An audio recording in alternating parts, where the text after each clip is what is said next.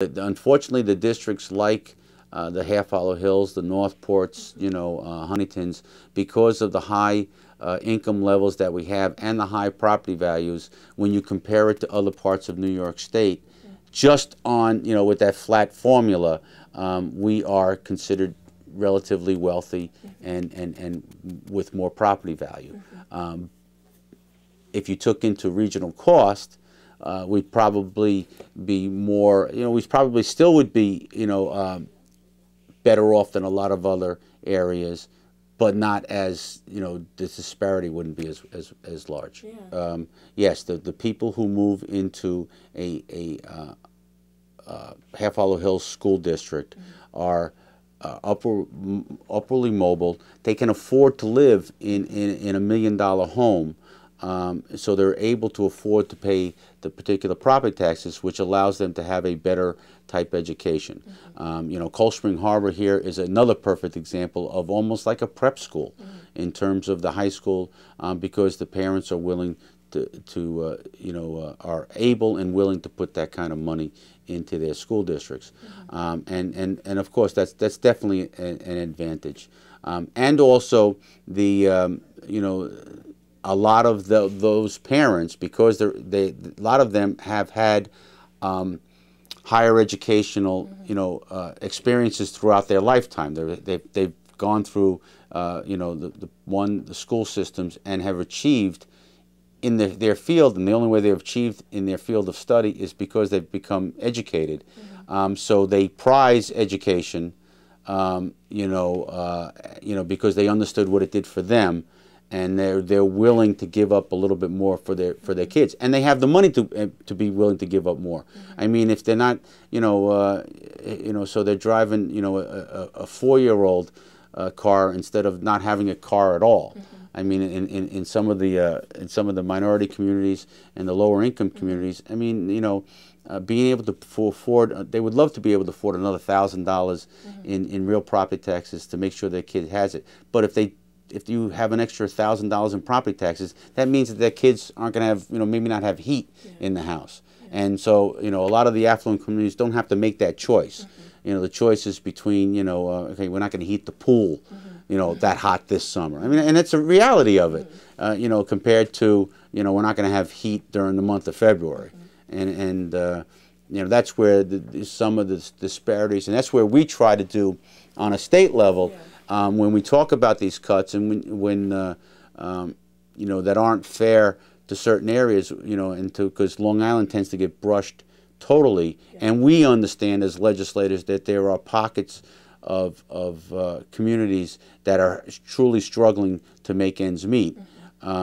And not all of them just the minority communities. Some of them are just middle-class, hard-working school districts. And, we understand that we have to make sure that the formula doesn't brush, the Cold Spring Harbor, Northports, the Half Hollow Hills all together with the Brentwoods, the Sachums, and the Wyandanches. So, that's a challenge that we've always had to overcome in Albany. Would you think that the just being responsible with the funds, do you think that would kind of be a factor in almost closing the gap between, schools like Hills West and schools like Wyandanch? Do you think it takes more responsibility from the people in charge? Yeah, and we've tried to do that both on a national level and on a state level, and we don't call it responsibility; we call it accountability. And that's what what we try to do in terms of as state leaders who try to educate kids. We've looked to try to make sure that they are accountable for the money that we give to them.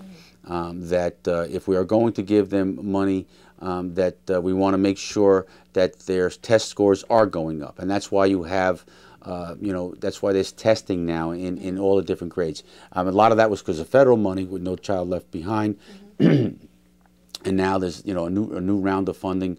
The same thing that the Obama administration is doing with their new program in terms of funding education. They want to make sure that the school districts that they are giving it to are accountable and make sure that it's being used to uplift the kids, and they want to show results. You can't just say, oh yeah, we did it. And I think that's where Half Hollow Hills is probably saying, we can be held accountable. But usually because they're held accountable because 98% of their kids are doing well, but they do have some challenges that they work with. But I think that's where the emphasis has been over the last number of years is on accountability, because we just don't want to throw good money after bad. We want to make sure that if we're going to give a school district additional resources, that those resources are making it into the classroom and are making a difference in making sure the kid is getting, understands third grade information when they're in the third grade. When they get into the fifth grade and sixth grade, and we have the eighth grade ELA test and the math test.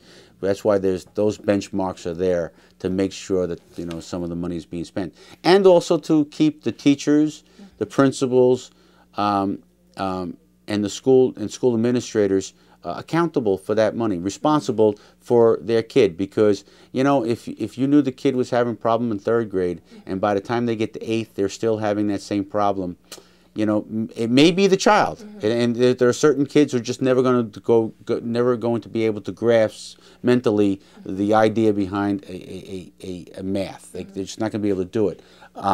But a lot of times it's because they haven't been given the opportunity, or haven't been taught the right way of grasping that. And that's what I think is what we've seen. And overall, we've seen, even though they're still dismally low in certain parts of our state, but we've seen graduation rates increase.